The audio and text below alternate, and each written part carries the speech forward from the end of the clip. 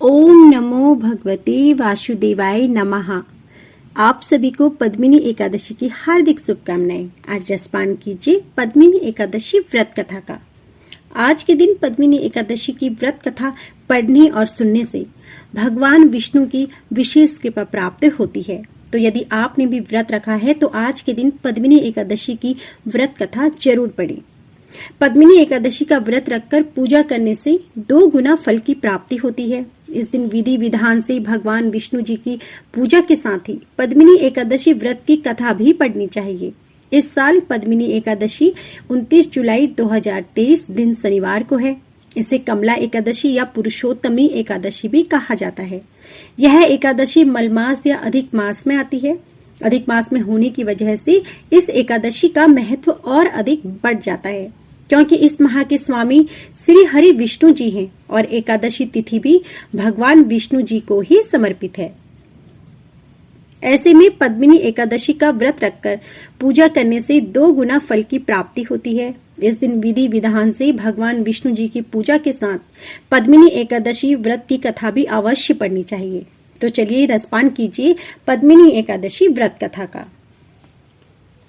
पौराणिक कथा के अनुसार त्रेता युग में एक पराक्रमी राजा कार्तिवीर्य था। राजा की कई रानियां थी, लेकिन फिर भी उन्हें संतान नहीं थी। संतान प्राप्ति की कामना से राजा ने अपनी रानियों सहित कठोर तपस्या की, लेकिन उन्हें उनकी तपस्या का फल प्राप्त नहीं हुआ। ऐसे में राजा की एक रानी, जिनका नाम पद्मिनी था, उन्होंने माता अनुसुईया से इसका उपाय पूछा।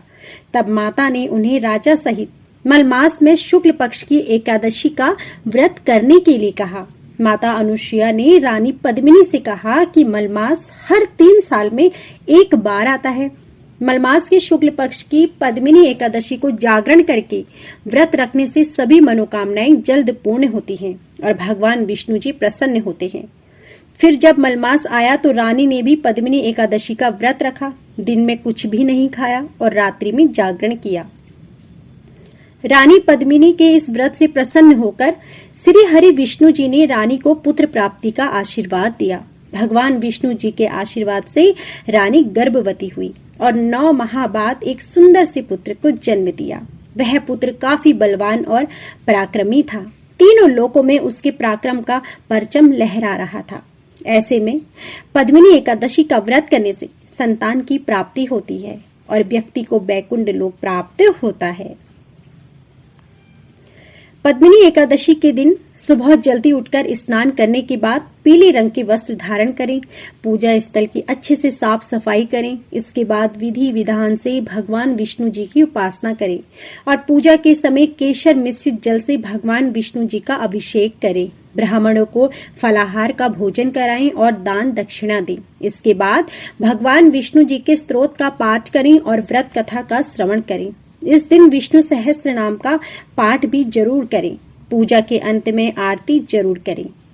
द्वादशी तिथि पर पद्मिनी एकादशी व्रत का पारण करें। ध्यान रहे कि पारण शुभ समय पर ही हो। पद्मिनी एकादशी का महत्व। पद्मिनी एकादशी तिथि जगत के पालनहार भगवान विष्णु जी को समर्पित है। मान्यताओं के अनुसार पद्मिनी एकादशी के दिन भगवान विष्णु की उपासना करने से जीवन में आ रही सभी परेशानियां दूर हो जाती हैं। साथ ही जीवन में सुख समृद्धि का आगमन होता है।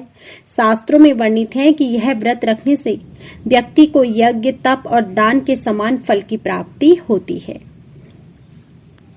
पद्मिनी एकादशी व्रत करने से व्यक्ति के मान, सम्मान और धन धान्य में समृद्धि होती है। ऐसा माना जाता है कि जो भी इस व्रत को करता है उसके सभी पाप नष्ट हो जाते हैं। व्यक्ति को भगवान हरि की कृपा से मृत्यु के बाद वैकुंठ धाम में स्थान मिलता है।